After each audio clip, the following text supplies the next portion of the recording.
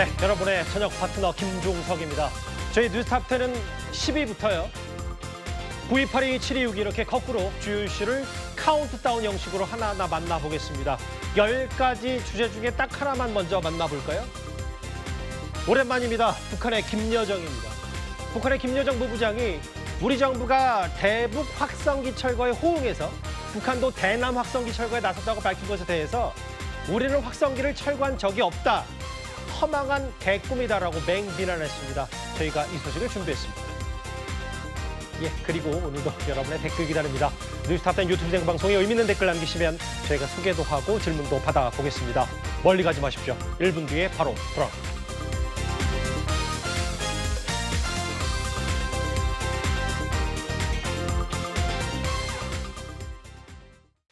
예, 그럼 저희 뉴스탑10이 준비한 10위부터 먼저 만나보겠습니다.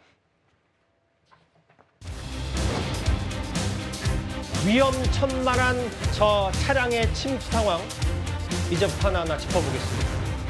최근에요, 비가 오면 이렇게 단시간에 많은 양이 집중되는 이른바 극한호우가 이어지고 있습니다. 어제 오늘 이틀 연속 서울과 수도권 그리고 중부지방에 꽤 많은 비가 쏟아지면서 피해가 속출했는데요. 먼저 오늘 서울 노원구의 석계역 굴다리 지하차도에서 벌어진 일부터 만나보겠습니다. 항문할게요. 우리 대기를.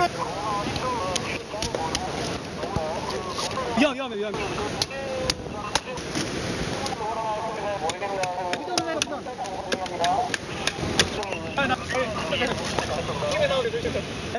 괜찮아요.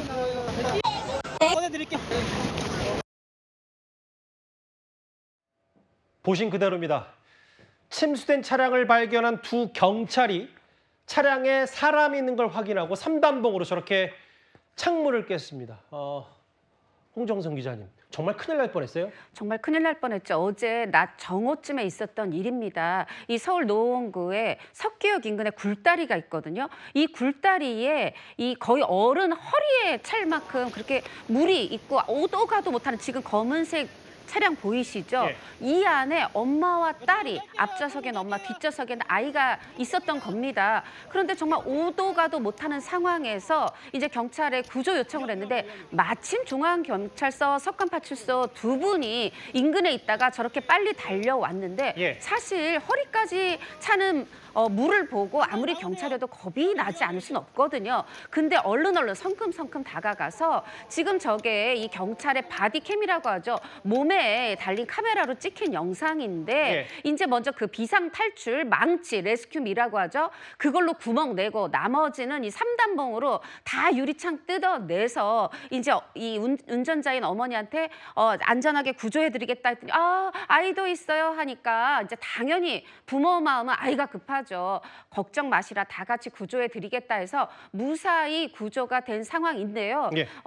결과적으로 다행인데 저는 이런 상황 보면서 좀 우리 시청자 여러분께서도 사실 비상탈출 망치가 대부분 내 트렁크에 있잖아요. 예, 맞아요. 그러다 보니까 아니 이런 극한호우, 괴물폭우가 이 쏟아질 때는 그 비상망치 정도는 차 안으로 좀 옮겨놔야 되나 이런 생각이 들 정도로 너무 긴박했던 상황이었지만 모녀가 무사히 구조됐습니다. 저 해당 영상이 아까 홍정선 기자 말씀처럼 바디캠이라고 해서 몸에 달린 카메라로 찍혔기 때문에 아까 영상을 한번 잠깐 보면 저 영상에서 중간중간 이제 깜빡깜빡하고 까맣게 비춰지는 영상들도 있는데 그게 이제 바디캠으로 찍었기 때문에 이게 화면이 종종 이게 조금씩 끊기는 거 이 설명을 제가 사전에 드리겠습니다. 그 홍 기자님, 그런데 저 보니까 말씀하셨던 것처럼 경황이 없으니까 트렁크에 있는 망치도 생각을 못했을 테고 저게 천만다행으로 이 수해 거점 지역 순찰 중이던 경찰에 포착이 돼서 망정이지 저 차량이 조금만 늦었다면 해당 우이천으로 쓸려 내려갈 뻔한 상황이었다면서요? 맞습니다. 지금 여기가 석계역 이제 굴다리 부근인데 이게 이제 우이천으로 근데 사실 이 우이천이 또 말씀드리겠지만 그 너무 마치 그냥 이 우이천이 아니라 한강처럼 하천처럼 범람을 해서 이 우이천에 있는 조형물까지도 다 쓸려 내려갈 만큼 물살이 셌어요. 예. 그런데 여기서 지금 마침 정말 이 호우 피해 이 수사하고 조사하던 이 거점 이 석계역 두고 계시던 두 분이 계셨기 때문에 망정이지, 그렇지 않았다면 저기 지금 영상 보시는 저 우이천으로 딸려갔다 그럼 한강까지 그냥 가는 거고, 예. 저기에 가면 사람이 이렇게 아무리 이거는 뭐 용기라든가 사명감으로 이 경찰이 들어갈 수 있는 곳이 아니잖아요. 정말 큰일 날 뻔했고, 정말 또 저기까지 갔다면 이거는 차문을 열고 나올 수도 없는 상황이거든요. 그런데 정말 다행히도 구조가 됐습니다. 예.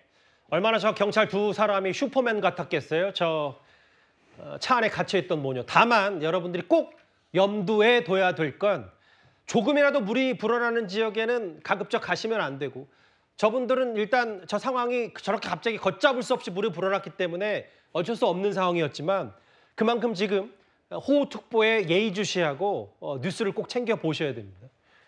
맞아요. 석계역 지하차도 모녀가 구조됐고 침수 차량에서 3단봉으로 깼습니다. 인근 우이천이 이렇게 조형물까지 떠내 내려갈 정도로 심각한 상황이었는데, 일단 다음 또 다른 피해 상황 짚어보기 전에 어제 김포 경기도 서북부의 북서부의 김포 시민들의 피해 상황 목소리 먼저 듣고 오겠습니다. 둥둥 소리가 세탁기도 넘어간 거내 세웠다니까. 이게 이렇게 차니까 이게 냉장고 둥둥 뜨니까 넘어와 버리지. 근데 문제는 전 어디고 뭐 옷 이불이고 뭐 싹.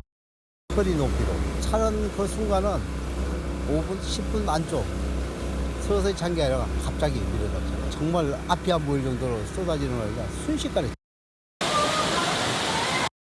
계속 뿌려가지고 이만큼 되는 거지. 그걸 안 했으면 지금도 이만큼 타였죠. 배수가 안 되니까 지금 여기 빠지를 않아요. 여기. 인천 김포 수도권의 비 피해 상황 현장 주민들의 목소리를 들어봤다면, 이제는 어제 가양대교를 한번 가봐야 될 것 같습니다. 여기가 바로 서울 강서구 가양대교 남단 진입로인데요. 홍정성 기자님, 가양대교를 자주 지나시는 분들 혹은 교통 전문가들도 저렇게 자막에 보시는 것처럼, 아니 설마 가양대교가 잠기다니라고 처음 보는 장면이라는 말들이 많더라고요. 맞습니다. 가양대교가 한강에서 아주 높이 솟아있는 대교잖아요. 그러다 보니까 아니 지금 한강에서 높은데 뭐 이게 잠수교가 잠기는 게 아니라 어떻게 가양대교가 잠기느냐 처음 봤다 하면서 이 영상을 올린 이 분한테 뭐라고 댓글이 달렸냐면, 혹시 AI인가요? 말하자면 요즘 AI가 이렇게 거짓말도 잘하고 한다고 하니까 예. 이런 영상을 거짓으로 만들어서 올린 거 아니냐, 이런 질문이 나올 정도고, 예. 이 영상을 올린 분이 AI 아닙니다, 이렇게 댓글을 달았어요. 근데 이거 실제 상황입니다. 예. 보시면 지금 정말 믿기지가 않는데 자동차가 바퀴가 지금 잠기고 있죠. 그럴 정도로 지금 믿기지 않는 상황으로 저렇게 가양대교 위에 앞으로 더 나아가야 되는데 그러기 힘들 만큼 그렇게 잡혔어요. 지금 말씀하셨지만 서울과 이 수도권의 서북부 쪽, 이 김포, 인천, 또 지축, 구파발, 백석, 대곡역까지 어제 3호선도 중단이 됐었고, 여러 이 서북부 분들이 많이 고생을 하셨는데, 그중에서 저렇게 한강에서 높이 솟아있는 가양대교가 잠기면서 이게 정말 무슨 일인가. 근데 아까 앵커께서도 말씀하셨지만 이게요 5분, 10분 만에 저렇게 물이 확 차오르는 겁니다. 그리고 이제 뭐 낮에 될 수 있으면 말씀하신 것처럼 기상특보 살피고 뉴스 계속 지켜보면서 가능하면 출입을 자제해야 되겠지만, 또 출근이 불가피한 그렇죠. 분들, 퇴근이 불가피한 분들이 있기 때문에 정말 지금 많은 분들이 이 폭우가 지금 괴물폭우다, 뭐 극한호우다, 이게 괜히 하는 말이 아니라 굉장한 좀 두려움을 갖게 됐고, 아까 그 이제 모녀 구조됐을 때도 얘기 드렸지만 특히 아이들이요 지금 이런 처음 겪는 네. 상황에 굉장히 좀 두려워하고 있는 그런 상황입니다. 저기 보면 차가 앞으로 못 가서 멈춰서 있고 아예 차선도 안 보이고, 대략 제가 방송 전에 체크를 해보니까 저 가양대교가 한강으로부터 한 20-30m 위에 있는, 그러니까 진입로인데 어떻게 물이 차오르냐.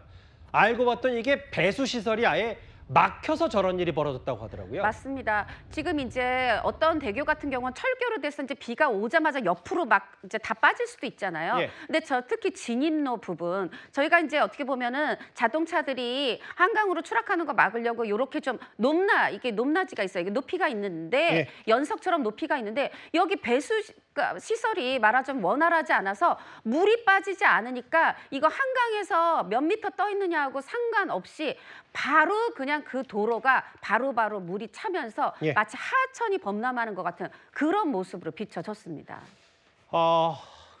서울 석계역, 가양대교, 우이천, 강북 뭐 강사할 것 없이 어제 오늘 이런 피해 사항이 잇따르고 오늘까지도 마음을 놓으셔서는 안 됩니다. 호우특보가 있고 아직도 얼마나 갑자기 단기간에 많은 비가 쏟아지는 극한 폭우가 내릴지 모르겠기 때문에 경계를 늦춰서는 안 될 텐데요. 그런데 반면 강원도 강릉 상황은 지금 이렇습니다. 최진봉 교수님, 네. 강릉은 지금 그 몇 달째 가뭄이 이어지면서 지금 여기 저수지인데 바닥이 아예 쩍쩍 갈라진 상태고 그렇습니다. 실제로 지금 그 강릉 시민들, 속초 시민들에게는 강릉 주민들에게는 아예 생수통까지 지급이 됐더라고요. 그렇습니다. 지금 말씀하신 대로인데 저기가 오봉저수지라는 곳인데요.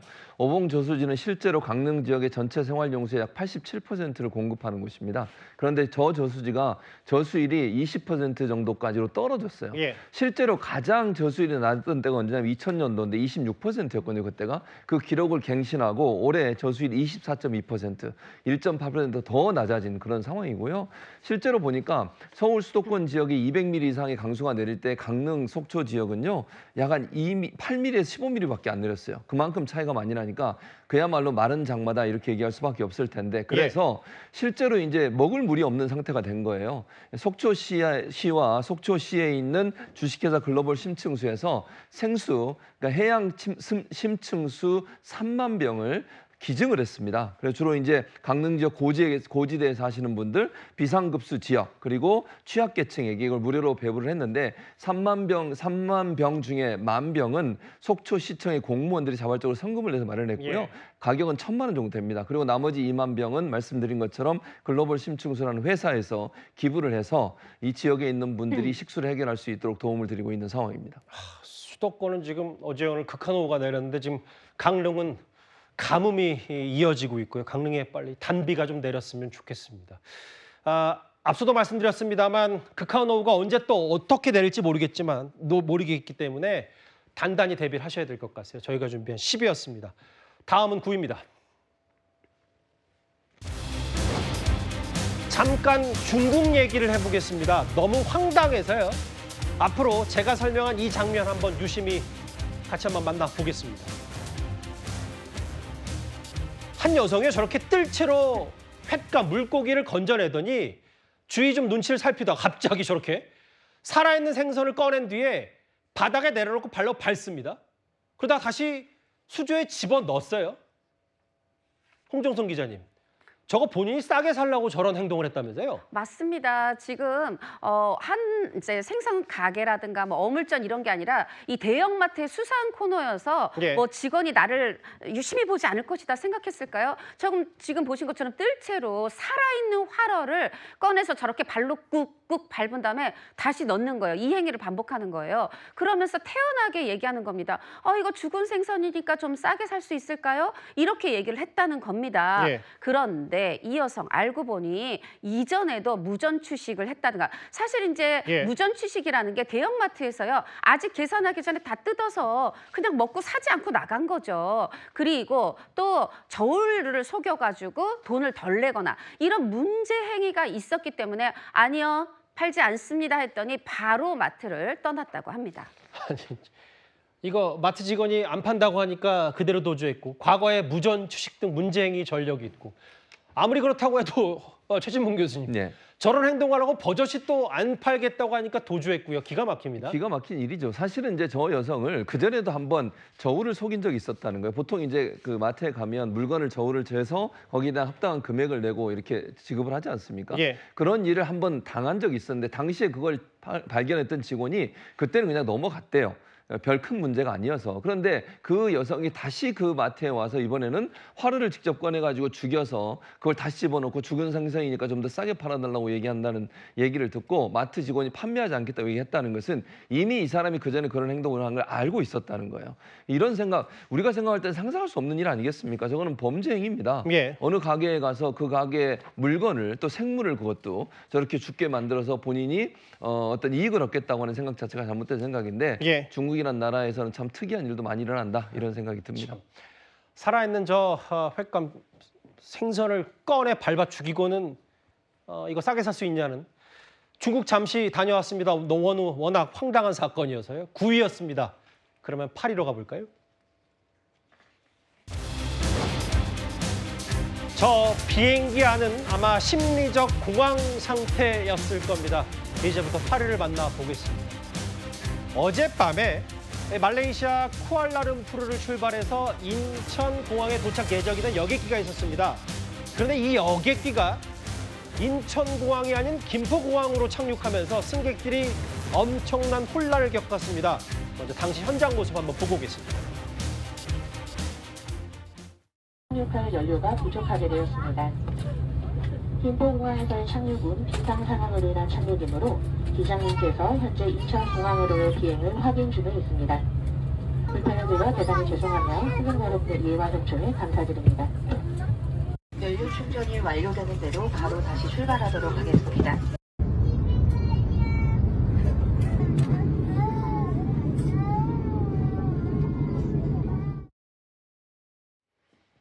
홍정성 기자님. 물론 뭐 무사히 어떤 특정 공항에 도착했다고 하더라도 승객들이 엄청난 혼란을 겪었다고 하더라고요. 맞습니다. 쿠알라룸푸르, 말레이시아의 쿠알라룸푸르에서 출발을 해서 나는 지금 인천에 간다 하고 승객들이 다 생각하고 있었던 겁니다. 예. 그리고 실제로 기장의 안내 방송이 나왔어요. 원래 착륙 전에 기장이 안내 방송 하잖아요. 이제 인천공항입니다 했는데 어떤 분이 창문 바깥으로 봤더니 여기 인천 아닌데? 김포공항인데? 이렇게 생각한 겁니다. 그래서 승무원한테 여기 인천 맞냐? 여기 김포다 얘기를 했더니 오히려 승무원이 놀라면서 승객들한테 되물으면서 여기가 김포예요? 인천 아니에요? 이랬다는 겁니다. 예. 굉장히 놀랐겠죠. 나는 지금 인천으로 가야 되는데 어째서 김포로 왔을까? 그런데 이 부분에 대해서 지금 승객들이 물론 일단 이거 비상착륙 아닌가? 아니 어떻게 하다가 여기 왔지? 놀랄 수밖에 없고 또 거기 아이들이 있으면 울고 이러면서 트라우마도 생기고 정말 이제 여러 가지 문제가 있었을 겁니다. 그리고 원래 이 착륙했다 하고 나면 이 좌석 안전등 꺼지고 나면 다 짐을 꺼내고 있잖아요. 짐 꺼내고 있는데 잠깐만요. 다시 인천으로 갈게요. 이렇게 된 상황인 겁니다. 승객들이 굉장히 놀라고 혼란스러웠는데 여기서 조금 잘못된 것은 이것에 대해서 다시 제대로 설명을 하거나 사과가 없었다는 거예요. 예. 지금 처음에 영상에서 보셨듯이 안내 방송은 연료가 부족해서 인천으로 갔다가 이제 다시 기상학화로 대기 중인데 더 이상 대기할 수 없어서 가장 가까운 이 기장의 판단에 따라 가장 가까운 김포에 와서 연료 채우고 다시 가는 겁니다라고 했는데 사실 이렇게 멈춰선 상태에서 바깥에 다 보이잖아요. 근데 연료 급유하는 그런 흔적도 없었다는 것이 고 그러다 보니까 지금 이게 무슨 상황이냐 혹시 지금 정말 인천인 줄 알고 내렸는데 김포공항인 거 아니냐 이제 이런 식의 상황이 되면서 그리고 무엇보다 인천에서 뭐 비행기를 갈아탈 분도 계시고 인천이 집이 더 가까운 분도 있고 지역에 내려가실 때 인천에서 이제 지방으로 가는 버스 타셔야 되는 분들도 있잖아요. 예. 결국은 가야 되는데 이런 모든 스케줄이 결국은 다 꼬이는 이제 그런 상황이 이제 발생을 한 건데 사실 에어아시아일까요? 지난 바로 얼마 안 됐어요. 한 달 전에 7월 초에 우리가 에어버스로부터 70대의 비행기를 샀습니다. 그래서 아시아 최대 저가 항공사가 아니라 거의 세계 최대의 글로벌 저가 항공사가 되겠습니다 하면서 야심찬 발표를 했거든요. 근데 불과 한 달 만에 이런 일이 벌어졌네요. 승객들 말들을 좀 들어볼게요. 연료 채운 흔적도 사과도 없었다고 했고 아니 김포에 도착했는데 인천공항 도착 방송을 버젓이 했다. 함께 탄 자녀는 트라우마가 생겼다고 했는데 이게 최진봉 교수님 보니까요. 항공사 측의 기본 1차 해명은 연료가 떨어져서 기장 판단에 잠시 회항했다고 하지만 이게 아직도 공식적인 해명, 아직 조사는 이루어지지 않은 것 같아서 네. 저게 무슨 버스나 택시도 아니고 그러니까. 밖에 보면 제대로 보이지도 않으니까 고지것대로 안내방송 믿을 수밖에 없었던 거 아닙니까? 그랬었죠. 그러니까 승객들 입장에서는 당연히 인천공항에 도착했다고 방송이 나오니까 그렇게 믿고 있었죠. 근데 실제 승객들은 한국 분들이 많으니까 왜냐면 말레이시아 항공사잖아요. 예. 밖을 보니까 김포공항인 거예요. 그래서 이제 승무원들한테 얘기를 하니까 그때 승무원들이 눈이 휘둥그레져서 확인하고 있다는 거 아니겠습니까? 그러니까 이게 왜 제대로 안내 방송이 안 됐는지, 만약에 정말로 저 기장이 안내 방송이나 아니면 승무원이 안내 방송 한 것처럼 연료가 부족했다면 그걸 정확하게 얘기를 했어야죠. 예. 그러니까 당시에 한국공항공사에 따르면 당시 이제 인천 지역에 비바람이 많이 불어서 상공에서 회항을 하다가 대기하고 있다가 연료가 떨어져서 김포공항으로 즉시 내려와서 연료를 보충하고 다시 뜨려고 했대요. 물론 뭐 수도권에 어제 비가 많이 왔으니까 그렇죠. 충분히 그런 상황도 고려는 돼야 됩니다. 그럼요. 그러면 문제는 그걸 설명을 해줘야죠. 승객들에게 지금 상황이 이러니까 이런 상황입니다. 조금만 기다려주세요. 다시 이륙해서 인천으로 갈 겁니다. 라고 했으면 아무런 문제가 없는 것을 마치 인천공항에 도착한 것처럼 안내를 하고 마치 이 승무원들이 이렇게 안내를 하고 기장이 안내를 하다 보니까 결국 승객들이 큰 피해를 당한 상황입니다. 승객들은 황당함을 넘어서 얼마나 놀랐겠어요? 착륙한 이후에 이게 어떻게 된 일인지에 대한 반문이 당연히 나올 수밖에 없고요. 해당 항공사의 좀 철저한 조사 이후에 관련 얘기가 나오면 저희가 뉴스탑10에서라도 좀 반드시 되짚어 보도록 하겠습니다. 8위였습니다. 바로 7위를 만나보겠습니다. 아직도 이런 데가 있더라고요. 20년 만에 재건을 꾀하던 조직폭력배, 서울 강서쪽이 근거지인 신남부동파라는 데가 있습니다. 그런데 이 지금부터 만나볼 이 스토리가 꽤나 눈여겨볼 만한데 20년 전에 당시 막내급이었던 이 조직폭력배 조직원이 지금은 45살이 돼서 20대 신규 조직원들을 끌어모았습니다. 화면부터 만나보겠습니다.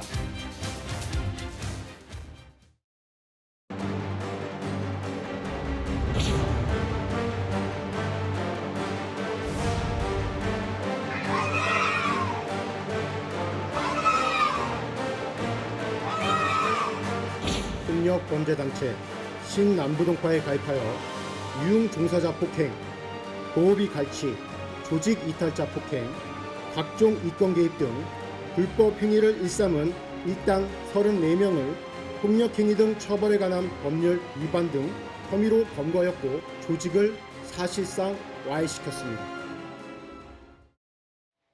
본인이 몸담았던 조직폭력배를 재건하겠다면서 여러 가지 그 젊은 청년들 끌어들여서 이제 이 얘기를 했는데, 홍정성 기자님, 저는 지금 2025년인데 막내가 재건하겠다고 하면서 말끝마다 형님을 붙여서 뭔가 규율을 다지는, 이게 지금 경찰에 포착이 됐더라고요. 맞습니다. 지금 10대에서 30대 이 신입 조폭들을 영입을 한 뒤에 3개월에 걸쳐서 합숙을 하면서 처세를 가르쳤다는 거예요. 규율, 10대 강령 이런 게 있는데 그 이제 종류 중에는 뭐 평상시도 있지만 옥중에서는 어떻게 한다, 편지를 받을 때는 어떻게 한다, 이렇게 해서 옥중 처세, 뭐 서한 처세 이런 것들을 교육을 시켰다는 겁니다. 그런데 보면요, 지금 영상에서 보시지만 말끝마다 형님이에요. 뭐 말끝마다 형님인데 뭐 접견 간다 그래도 접견 다녀오겠습니다 형님, 다녀왔습니다 형님.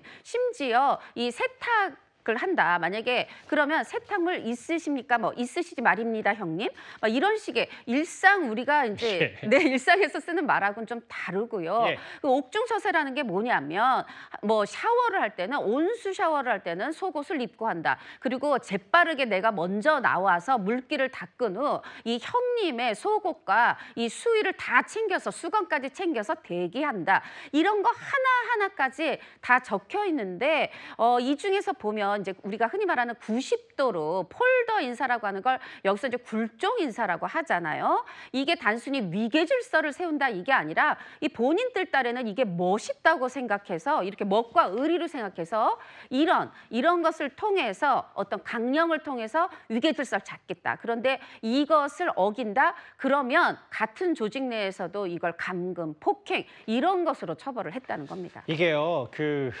참 속옷 대기 중이다 형님, 뭐 말끝마다 형님 붙이면서 처세와 말투까지 가르쳤는데 말투만 옛날식으로 가르친 게 아니라 최진봉 교수님 보니까 이들이 돈을 뜯어내는 과정도 과거 예전 그 범행 혹은 혐의들을 답습해서 유흥업소 점주들에게 갈취하고 뜯고 또 폭행하고 이런 것들을 강서 일쪽에서 한 모양이죠. 맞습니다. 지금 말씀하신 그대로예요. 그러니까 유흥업소에 근무하는 업주를 상대로 해서 폭행하고 금품을 갈취하는 일을 반복적으로 해야 된 거죠. 예전에 했던 방식 그대로입니다. 사실은 나이만 어렸을 때 했던 사람이 나이만 든 것뿐이지 달라진 게 하나도 없고요.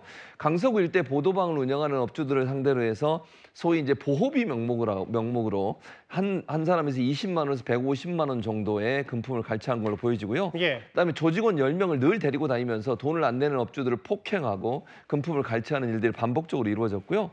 그리고 또 하나는 쇠파이프 이런 무기들을 이용하고 이런 것들을 이용해서 시비가 붙은 사람들을 폭행하는 일도 빈번했고 또 하나 눈에 띄는 게 뭐냐면 조직원들을 대상으로 돈을 또 빼서요.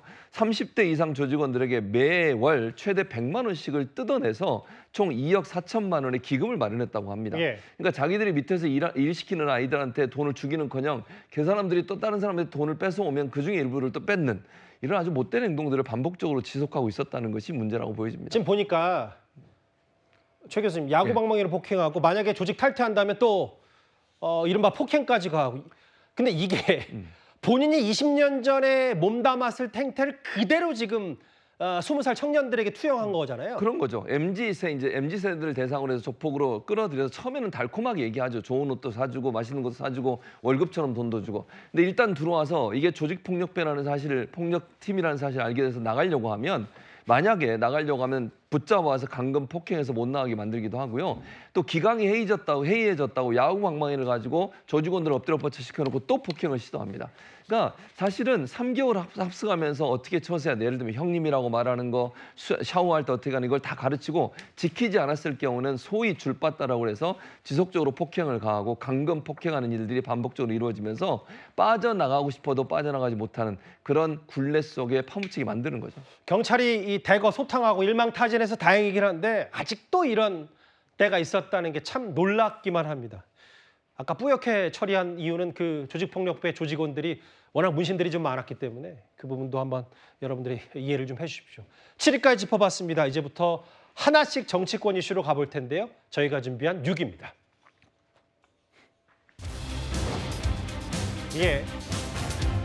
이 사람이 누구지?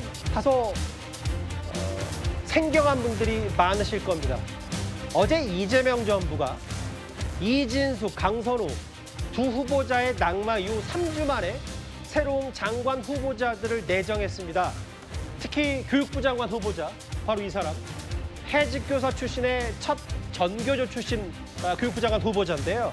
그런데 벌써부터 과거 SNS가 논란거리입니다. 특히 논문 문제라든지 이런 것들은 좀 더 저희가 자료를 찾아보는 데 집중하고 있고 또 특히 기고한 것들도 꼼꼼히 보는 것으로 검증의 강도들은 또 업무의 강도들은 더 세졌다.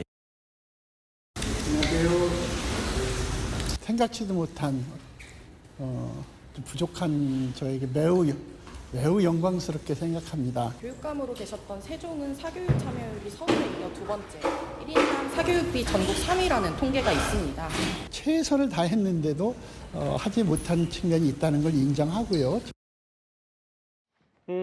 최교진 후보자입니다. 중학교 선생님, 중학교 교사를 지냈고요. 해직교사 출신, 전교조, 그 이후에 삼선 교육감 출신입니다. 이현정 의원님. 네. 그가 과거에 썼던 SNS 내용을 먼저 살펴볼까요? 천안함 폭침 이유는 이스라엘 잠수함이다. 2013년 12월 14일. 그리고 그로부터 6년 뒤 오늘을 탕탕절이라고 한다.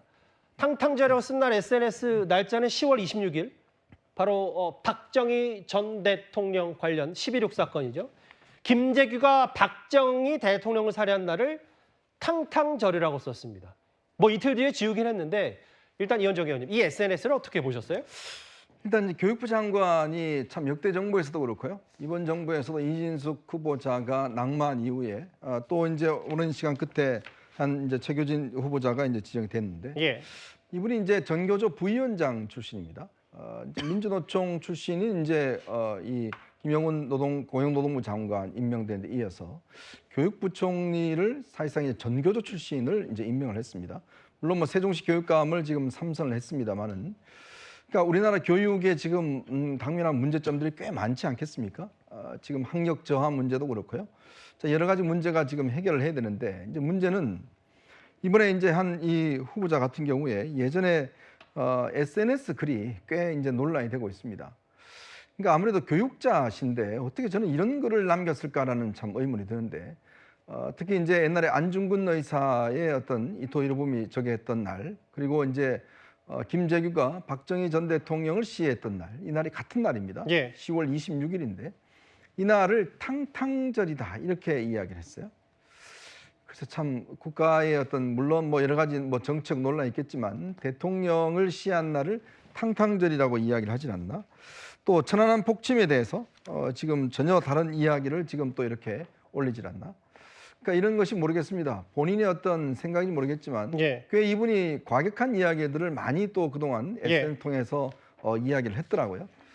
근데 과연 우리 국민들의 어떤 눈높이, 특히 우리 교육의 어떤 방향성과 맞느냐에 대한 저는 근본적인 의문을 제기를 합니다. 물론 예. 뭐 이재명 정부가 지금 뭐 본인들의 어떤 우군이었던 민변이라든지 전교조, 민주노총 뭐 이런 출신들을 기용하는 거는 이해하겠습니다만, 예. 과연 국민들이 보실 때 이분한테 우리나라 교육을 맡길 수 있겠구나라고 하는 신뢰감을 과연 줄 수 있는 인사인지 장고 끝에 악수라고, 글쎄요, 좀 꽤 글들이 문제가 되는 것 같습니다. 자, 화면을 보면은 해당 SNS를 이틀 뒤에 문장을 집었어요. 그러니까 첫 문장, 오늘을 탕탕절이라고 부르기도 한다지요? 라는 문장을 빼버렸습니다. 고쳤어요, 2019년에. 그 최진문 교수님, 네. 뭐 이 내용이 부적절하다는 데는 동의를 하시죠?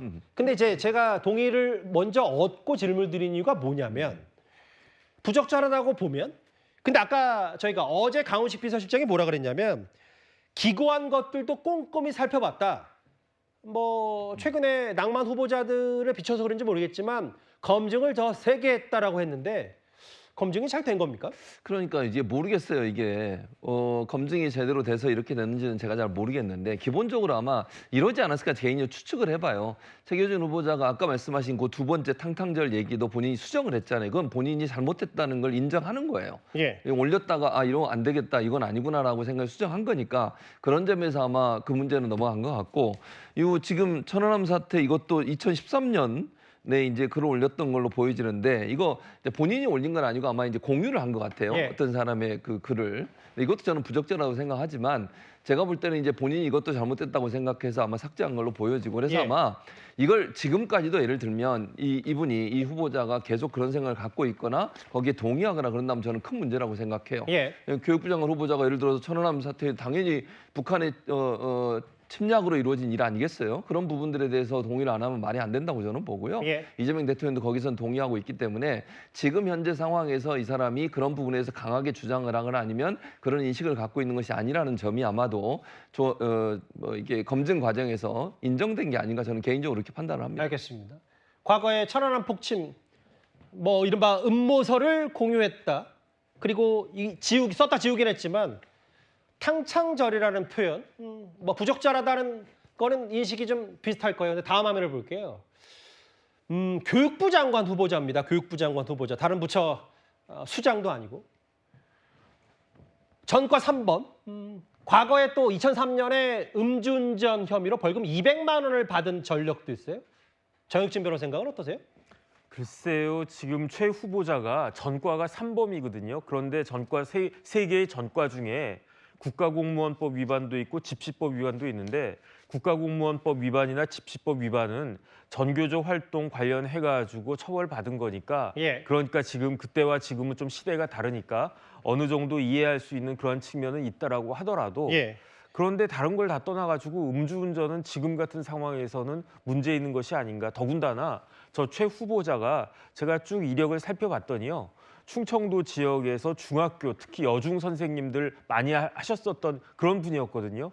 그런데 다른 분도 아닌 선생님이 술 마시고 운전을 했다라고 하는 것이 과연 이게 교육적으로 볼 수가 있을 것인가. 그다음에 이제 그런 분이 우리나라 교육을 총책임지는 그러한 자리에 올라가서 앉아 계셔도 되는 것인가. 이런 부분들에 대한 비판은 있어야 될 것 같고요. 예. 적어도 저 최규진 후보자가 이 부분에 대해서는 그 국민들한테 유감을 표명하는 것이 그게 맞지 않나. 저는 그런 생각 듭니다.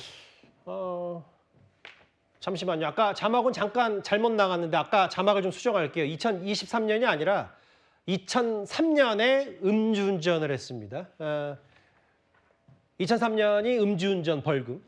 예. 전북 교사노동조합에서도 아니 윤석열 정부의 박순애 교육부 장관 후보자도 음주운전 이력으로 지명처를 요청했다. 잣대가 달라서는 안 된다라고 했습니다.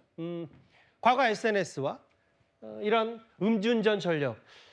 아까 뭐 최진봉 교수와 정혁진 변호사 비슷한 말씀하셨는데 일단 이런 부분이 청문회 과정에서 어느 정도 소명이 돼야 될 거고 본인이 사과할 거 있으면 사과해야 되지 않냐. 근데 좀 음주운전 전력이 눈에 띕니다. 그런데 어제 이재명 정부가 임명한 또 다른 교육계 인물이 하나 있습니다. 바로 국가교육위원회 위원장으로 차정인 전 부산대 총장을 지명했는데요. 이 인물 이름을 내가 어디서 들어봤지 하실 텐데 차정인 전 부산대 총장은 과거 조민 씨를 감싼 적이 있습니다. 작년 국감에 조민 씨 입학을 기소하는 것에 대해서 가혹한 측면이 있다 이렇게 말씀하셨는데요. 그런데 지금도 가혹했다고 생각하십니까? 보통의 경우와는 달리 입학 이후에 졸업하고 자기까지 지도한 상황이기 때문에 이까지 와서 기소하는 것은 가혹한 측면이 있는 것은 사실입니다. 조민에게 가혹한 게 아니라 조민 때문에 탈락한 그 다른 지원자한테 가혹한 거 아닙니까? 제가 학내 절차를 매우 충실하게 운영해 왔고요. 우리 학내 구성원들은 총장이 운영하는 절차를 매우 지지를 해왔습니다. 차정인 전 부산대 총장 하면은 과거 화면에 보셨던 것처럼 조민 씨, 조국 전 장관의 딸 조민 씨를 총장이 학생 지키지 못한 미안함 아니냐. 그때나 지금이나 마찬가지라라고 얘기를 했었는데 그 장윤 변호사님. 네. 사실 최근에 조국 전 대표 사면권을 두고 정치 사면 아니냐. 자기 편 제 식구 감싸기 아니냐 여러 비판이 있었는데 국가교육위원장에 내정됐다. 이거에 대해서 야당이 전사적으로 비판하고 있어요. 네, 그러니까 이제 안철수 후보 같은 경우에도 뭐 사채라도 끌어다 썼느냐라고 이제 비판의 이 수위가 상당히 높아지고 있는데 다만 그런 부분이 있는 것 같습니다. 조국 전 장관이 법무부 장관으로 임명되지 않았으면 본인 표현에 의할 때 도륙 그리고 멸문지화와 동일한 그런 수준의 이 수사를 받았을 것인가와 관련해서 검찰의 수사에 어떤 정치적인 의문이 제기되는 측면이 있고 본인이 일단 총장일 때는 어떤 공식적인 입장을 좀 표명하는 것을 자제했지만 이렇게 뭐 그 이후에 뭐 국회나 다른 그런 부분에 있어서 학생을 왜냐하면 조민 씨 같은 경우에는 뭐 의사 자격이 박탈된 건 뿐만 아니라 의전원 입학 그리고 더 소급해서 대학교 입학까지 지금 이제 고등학교 졸업 학력만을 취득한 것으로 이제 공식적으로는 매짐이 된 부분이 있어서 어떤 인간적인 안타까움 등을 드러내는 그 과정에서 학생을 지켜주지 못해서 좀 안타깝다라는 입장을 드러냈던 게 아닌가 싶습니다. 정혁진 변호사님, 이게 이런 부분이 있더라고요. 야당에서 비판적인 시각을 갖고 있는 게 뭐냐면 안철수 의원, 안철수 후보 얘기는 아니 조국 전 대표에게 사채로 썼냐. 부부를 동반 사면하고 자녀 대변자에게 장관급 자리 주고 국정으로 브로맨스 찍냐라고 비판했는데 첫 번째 인사 때, 초기 인사 때 뭐 권오울 국가법무 장관이라든지 뭔가 진보 진영, 여권 진영에서 뭔가 마뜩치 않은 인물들을 대고 기용한 거에 대한 뭔가 이재명 대통령 생각이 많아서인지 이번에 뭔가 진보 진영의 사람들을 대거 기용했다. 그렇게 균형을 맞춘 거 아니냐는 비판도 야당에서 하더라고요. 그래도 조국 전 장관에 대해서 선물을 너무 많이 주는 것 같아요. 일단은 사면복권 다 해줬죠. 이제 그 오늘 밤 00시에 아마 조국 전 장관 풀려날 겁니다. 그렇겠죠. 거기에다가 그때 조민 씨가 부산대 의전원 학생이었었잖아요. 그런데 그때 총장이 누구였느냐? 차정인 지금 교수였는데 그런데 차정인 교수에게 장관급 자리를 갖다 준다라고 하니까 안철수 의원의 의사 출신 안철수 의원의 비판이 그렇게 과한 것인가 일단은 그런 생각이 드는데 사실은 이재명 대통령 인사에 하나의 특징이 있습니다. 그게 뭐냐면은 이재명 대통령과 사법연수원 같이 다녔던 동기들을 이번 정권에서 굉장히 많이 중용하고 있어요. 대표적으로 정성호 법무부 장관 낙마했지만 오광수 민정수석, 그다음에 심지어 금감원장까지도 연수원 동기인데 그중에 한 명이 누구냐면 차정인 전 총장이거든요. 차정인 전 총장이 사법연수원 수료하고 검사 잠깐 하다가 나와서 변호사 하다가 그리고 난 다음에 부산대 교수를 쭉 해서 총장까지 했었는데 총장 재직 시절에 저 조민 사태가 조국 사태가 있었던 거고요. 그런데 다른 걸 다 떠나가지고 서류를 위조해서 의전원에 입학한 사람을 비호하는 것이 다른 그 직업도 아닌 검사 출신의 총장이 과연 맞는 것인가? 그다음에 이런 분이 우리나라 국가교육위원장 맡는 게 이게 적당한 것인가? 이런 것들에 대한 의문은 많은 국민들이 가질 수밖에 없지 않나 그런 생각 듭니다. 그 대통령실 얘기 중에 이런 게 있어요. 그러니까 능력과 자질 위주로 검증을 거쳐 선발된 인사들이다. 뭐 진보 인사들 대거 요직에 포진시킨 거 아니다라고 설명을 했습니다. 전교육 출신의 최규준 후보자, 그리고 앞서 저희가 설명을 따로 드리진 않았지만 원민경 여가부 후보자도 민변 출신이다, 뭐 이런 얘기가 있는데 이현정 의원님, 네. 특히 앞서 봤던 뭐 차정인 교수라든지 최규준 교육부 장관 후보자 말고도 이 사람 얘기도 좀 많습니다. 금융감독원장의 이찬진 후보자. 근데 뭐 대통령 사법연수원 18기 동기인 건 뭐 알려진 얘기인데 특히 이제 대북송금 변호인으로 알려지면서 이 인물이 왜 금감원장이 되지? 뭐 이런 의문을 제기하는 한쪽의 시각도 있더라고요. 그러니까 이제 이재명 대통령 인사가 첫 번째, 두 번째, 세 번째로 이어지면서 점점 더 처음에는 사실 좀 실용적이다, 뭐 이런 좀 칭찬도 받았잖아요. 그러다가 점점점 인사가 진행되어 오면서 이거 정말 본인과 관련된 사람에 대한 이제 보훈 인사인가? 뭐 이런 지금 의심들을 많이 하고 있는데 이번에 대표적인 인사가 바로 이 이찬진 금융감독원장입니다. 자, 이분은 일단 연수원 18기 동기입니다. 동기인데 지금 아까도 정 변호사 이야기했지만 18기가 요즘 뭐 살판 났습니다. 다 기용되고 하는데 거기에다가요. 이분은 대북 송금 사건하고 공직선거법 사건의 변호인을 맡은 분입니다. 그리고 또 이분은요. 이재명 대통령의 자기 집을 담보로 해서 5억 원을 빌려줬던 그런 경험도 있습니다. 자, 근데 이분이 금융감독원이라고 하는 것은 금융권의 일단 검찰이거든요. 근데 이 금융감독원 그런 관련된 전문성이 전혀 없다라고 지금 평가받는 분입니다. 근데 왜 굳이 이런 분을 지금 금감원장이라는 중요한 직책에 일단 맡겼을까라는 의문이 있는 것이고요. 자, 지금 이번에 내각의 전체 등등을 보면요. 국회나 내각이나 그다음에 대통령실에 이재명 대통령 변호인 13명이 전부 다 포진해 있습니다. 그럼 이게 좀 오해받을 만하지 않나요? 자, 이재명 대통령 5개 사건으로 인해서 많은 재판을 해왔고 변호인들을 뒀습니다. 뭐 부장판사 출신, 뭐 검사 출신 다 했어요. 아마 변호사비만 해도 꽤 많을 겁니다. 근데 이런 분들을 전부 다 13명이나 되는 분들을 지금 대통령실 비서관들, 그다음에 국회의원, 그다음에 이런 정부의 요직들 다 맡겼습니다. 그렇다면 이건 좀 너무 심한 거 아닌가라는 지금 지적을 제기할 수밖에 없어요. 왜냐하면 이게 자칫하면 대가성에 대한 의문을 가질 수가 있습니다.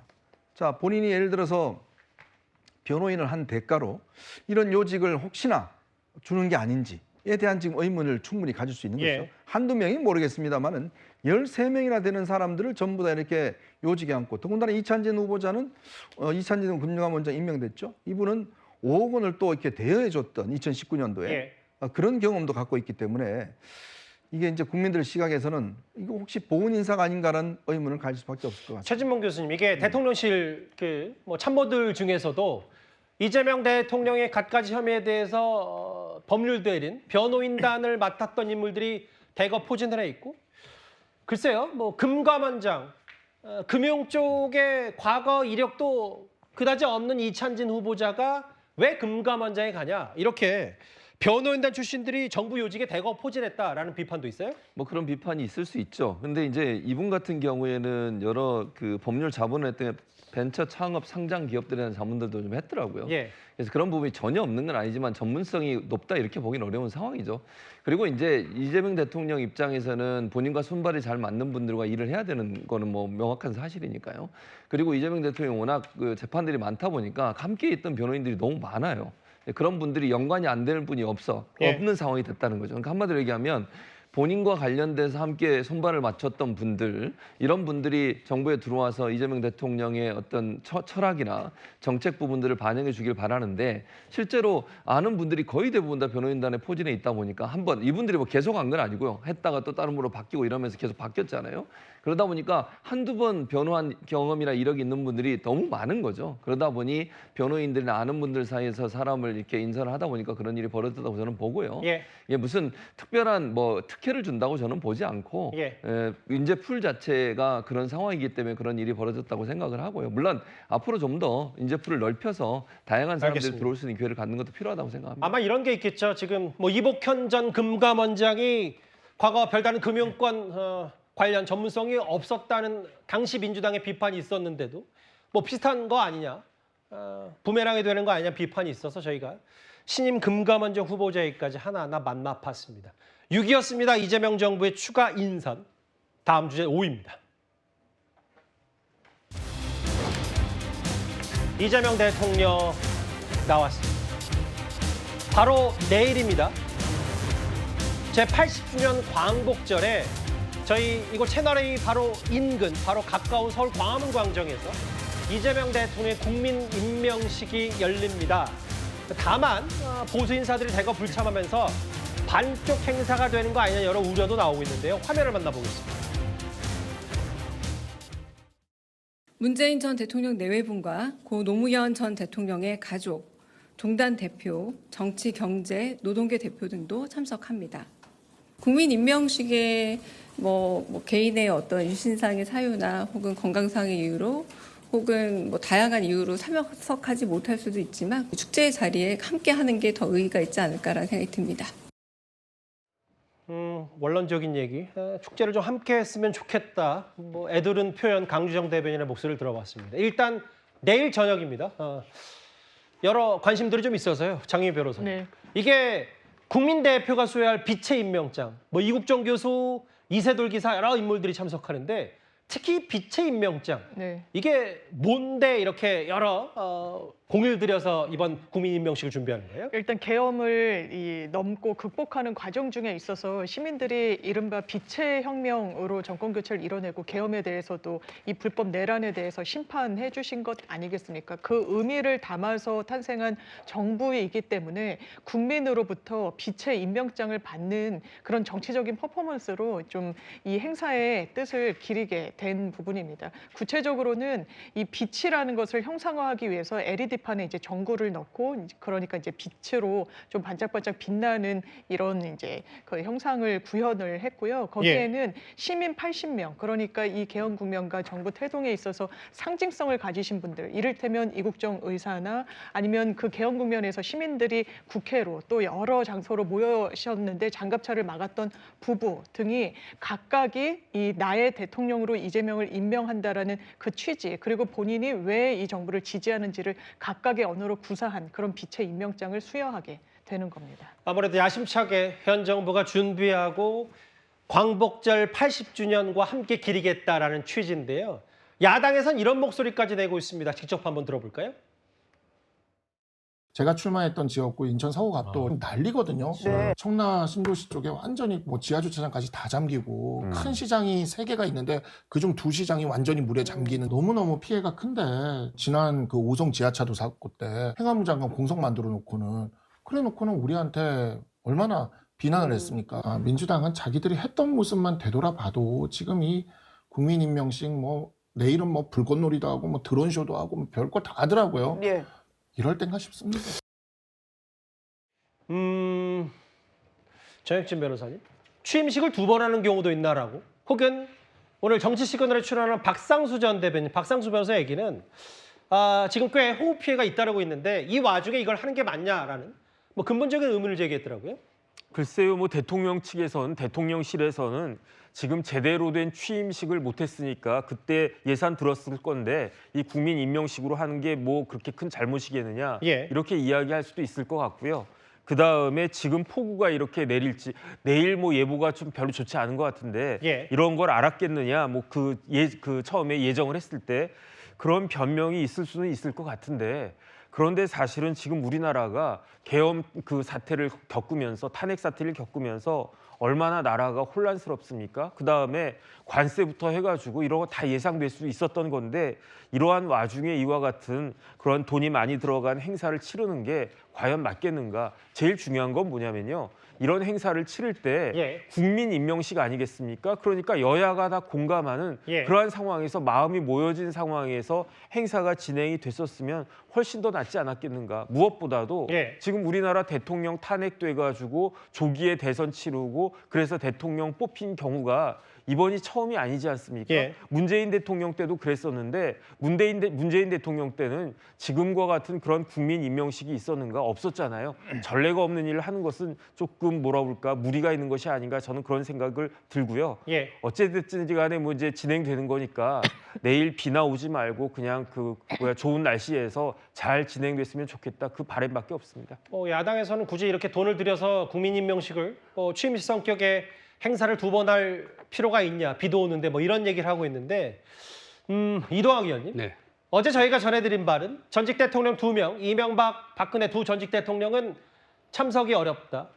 고령의 영부인 김옥숙 여사와 이순재 여사도 마찬가지입니다. 근데 다음 화면을 볼게요. 야당 출신의 지자체장들, 특히 오세훈 시장을 비롯해서 광역단체장들도 광복절 특사에 반발해서 불참하겠다. 여당으로서 어떻게 받아들이십니까? 그러니까 야당에서 하고 있는 지적이나 일정 부분 저는 비판을 받아들여야 되는 대목. 왜냐하면 국민적 비판도 분명하게 있는 사실이거든요. 그런데 이 특별 사면 때문에 이 자리에 참석하지 않겠다라고 하는 것은 저는 그냥 명분을 건 것으로 보여요. 만약에 이런 일이 일어나지 않았다 하더라도 불참할 명분은 다양하게 만들어서 불참을 했을 겁니다. 그러니까 저는 근본적으로 이렇게 봐요. 그러니까 이 정치적 적대감이라는 것이 한순간에 뿅 하고 사라질 수가 없겠죠. 그리고 뿅 하고 갑자기 서로를 사랑하게 될 리도 없잖아요. 다만 노력할 뿐입니다. 그러니까 대통령 입장에서는 취임식 국민들에게 이 임명장을 받는 이 퍼포먼스를 통해서 정치인들이 그동안 국민 위에 군림해오고 수많은 이권에 개입하고 어떤 부정부패한 그런 일들도 벌어졌던 아주 안 좋은 모습들도 있었는데 이제는 국민들을 좀 모셔야 되는 것이 아니냐라고 하는 것을 상징적으로 한번 보여주고 그리고 동시에 정무수석이라든가 정무비서관들을 통해서 이 야당 인사들을 딱 찾아다니면서 일일이 다 초대장을 주고 예의를 다 갖췄던 거 아닙니까? 근데 그것도 노력의 일환이라고 보고요. 다만 이것을 참석하지 않으니까 야당을 맹렬히 비판하는 거 이런 거는 좀 전 자제할 필요가 있다고 봅니다. 왜냐하면 계속해서 노력해 나가야 될 이 정치적 적대감을 없애고 정치를 복원하는 것 이것은 여당뿐만 아니라 야당도 결국 이러한 과정들을 통해서 한 번씩은 또 생각해볼 계기가 되지 않을까? 그래서 더 노력해야 되는 것 아닐까 이렇게 생각합니다. 어제 민주당 박수현 대변인이 설득했는데 안 되면 어쩔 수 없지 않냐는 취지로 얘기했다면 뭐 강유정 대변인 얘기는 축제 자리에 함께하는 게 더 의의가 있지 않을까 생각한다.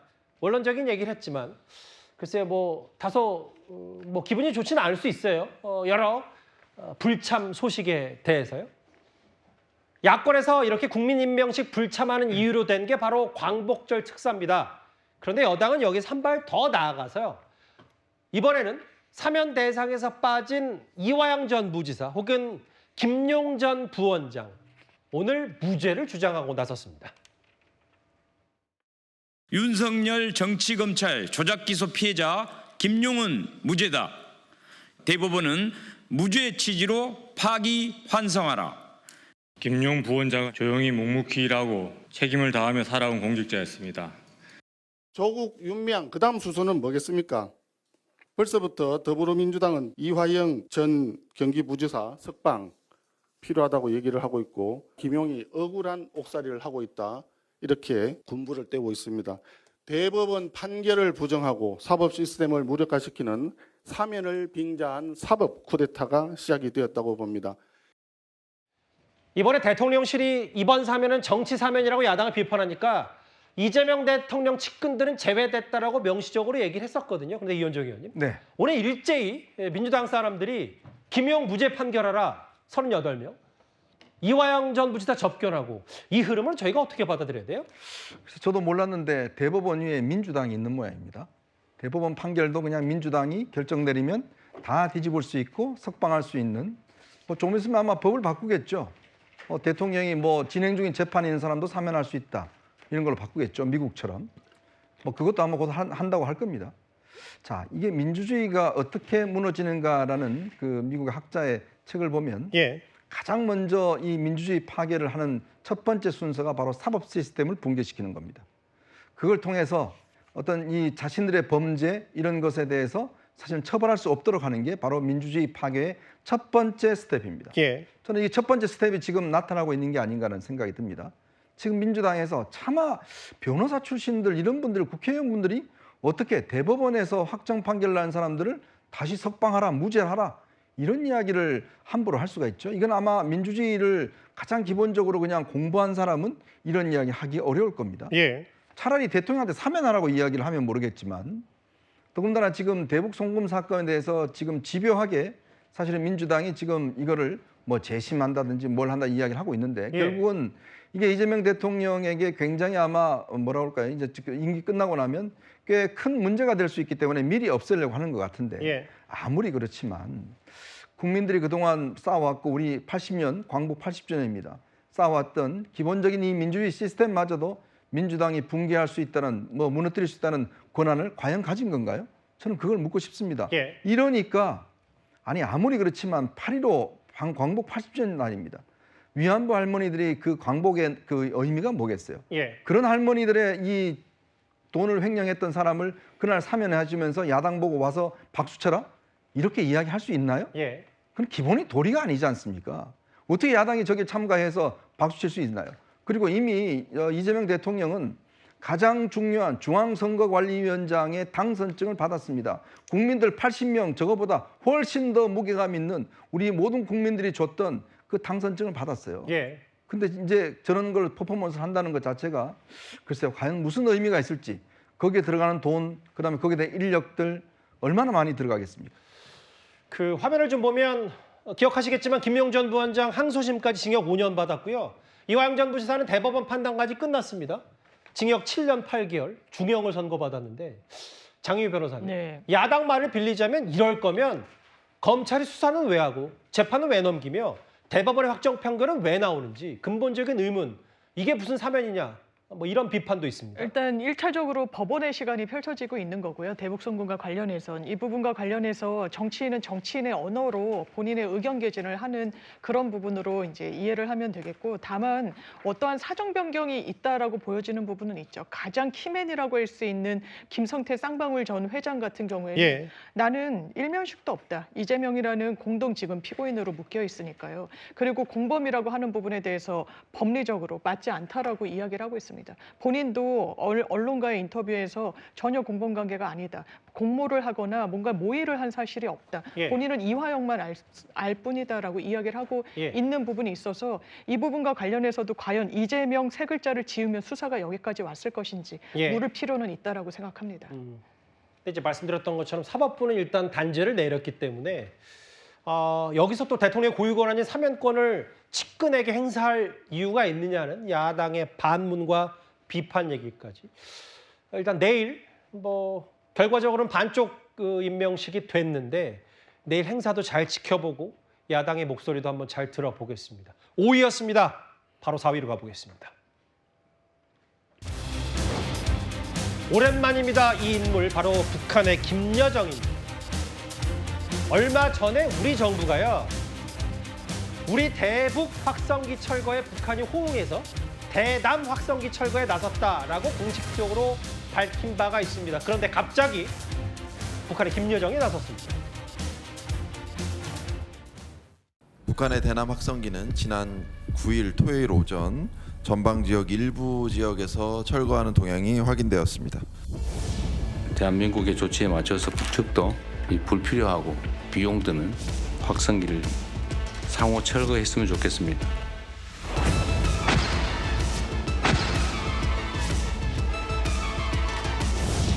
그 의도를 제가 여기서 설명드리기엔 좀 곤란하고요.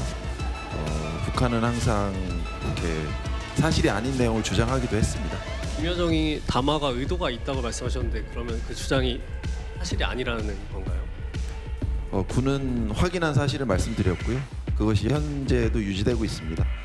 북한이 무엇을 발표했던지 간에 그것은 의도가 있고 거기에 쉽게 동화되거나 그것이 사실이라고 믿지 않는 그러한 것이 필요하다고 생각합니다. 입장은 토요일 발표한 거랑 지금까지 똑같다는 거예요? 군의 입장은 동일합니다. 우리는 분명히 북한이 대남 확성기 철거를 시작했다는 취지의 얘기를 했는데 이도학 의원님, 김여정은 아니라는데요? 그렇게 이야기할 수도 있고 또 그것이 사실인지 아닌지 여부도 당연히 확인을 해야 되겠습니다만 북한 문제는 지금 수십 년간 계속해서 왼쪽으로 갔다 오른쪽으로 갔다가 앞으로 갔다 뒤로 갔다 계속 반복을 해오고 있습니다. 그러니까 결국 뭐냐면 인내심을 가지고 결국 계속해서 우리가 대화 채널을 복원할 의지가 있다라고 하는 것을 보여주는 것밖에는 없다고 보여집니다. 어찌됐건 강원 전략 두 가지가 있는 것인데 보수 정권이 잡으면 계속해서 강대강 전략을 통해서 오히려 이 핵 전쟁 이런 것에 대한 위협을 더 높이는 그리고 국민들이 어떤 불안에 떨게 만드는 그런 요소들이 있었다면 어찌됐건 진보 정부가 들어와서 대화 채널을 복원하고 그들의 갖고 있는 생각이 무엇인지 앞으로 어떤 방향으로 나아갈 것인지 적어도 대화 테이블에 앉아야만 그런 것들을 또 알 수가 있지 않겠습니까? 또 물론 그렇게 앉는다고 해서 모든 사실을 또 다 말해주는 것도 아니고요. 그러니까 결국은 우리나라와 북한 간의 대등한 그런 대화 채널 복원도 중요하고요. 다른 외교 국가들 간의 어떤 그 관계들을 통해서 결국 북한을 대화망으로 데리고 나오는 것 자체가 굉장히 중요하기 때문에 저희들로서는 북한에서 적대적인 발언을 한다고 하더라도 저희들은 그 의지와 뜻을 세웠기 때문에 그 방향에서 계속해서 일관되게 나아가는 것이 중요하지 않을까 생각합니다. 이게 근데 좀 냉정하게 볼 건 이런 것 같아요. 40여 대 중에 한 대만 철거했고 그것도 좀 아직 알 수 없다는 취지. 관측간다를 설명한 거 그래서 지켜보고 있다고 했던 거다. 물론 뭐 이게 정말 우리 군 당국의 설명처럼 북한 김여정의 거짓말 혹은 기만 전술일 수도 있어요. 근데 이현정 의원님. 결국 근데 냉정하게 봤을 때는 뭔가 북한이 이제 철거하는 듯하다라고 딱 그 일부 장면만 보고 섣부르게 홍보하고 보고 싶은만 보다가 뭔가 이거를 생각보다 빨리 발표한 거 아니냐. 이게 근본적인 의문과 지적이 아닐 수가 없어요. 그렇죠. 특히 이제 북한 문제에 대해서는 우리가 냉정하게 팩트 위주로 봐야 됩니다. 근데 지금 저는 이 정부가 전체가 다 확증 평양에 걸려 있다는 생각이 들어요. 그건 뭐냐면 이 정부 들어서 이제 기조가 바뀌었죠. 정동영 통일부 장관이 들어오면서 갑자기 북한에 대해서 이제 우리는 통일이라는 통일자를 빼겠다. 그다음에 북한과 교류를 적극적으로 하겠다. 자, 하더니 그 군에서 갑자기 대북 확성기를 중단을 한 데 이어서 아예 철거까지 해버립니다. 그러니까 우리의 심리전, 대북 심리전에서 할 수 있는 기제를 다 없애버리는 거예요. 자, 이러더니 이제 다 이제 군도 그런 느낌이 있을 거 아니겠습니까? 자, 이 정부의 기조가 어떻다는 거. 그래서 군에서 하나 철거하니까 와, 봐라. 우리가 이제 했던 거를 갖다 호응하고 있다. 바로 대통령한테 보고 올려서 우리가 좀 칭찬을 받아야지. 뭐 이런 저는 확증 편향들이 지금 군에 굉장히 만연해 있지 않나는 생각이 들어요. 그러니까 오죽하면 김여정이 거의 조롱을 했겠습니까? 무슨 소리야 지금 우리 하나도 안 했었어. 이렇게 지금 이야기를 하고 있는 거 아니겠어요? 이게요. 밑에서 요만큼 보고하면요. 올라가면 요만큼이 되고 저 위에 가면 이만큼이 돼요. 나중에 되면 대통령한테 보고할 때는 드디어 북한이 이제 다 북한 것도 철거한답니다. 이렇게 되는 겁니다. 밑에서 조그만 거 보고하면. 이게 이렇게 쌓이고 쌓이면 정확한 어떤 상황 판단을 못하게 만드는 거예요.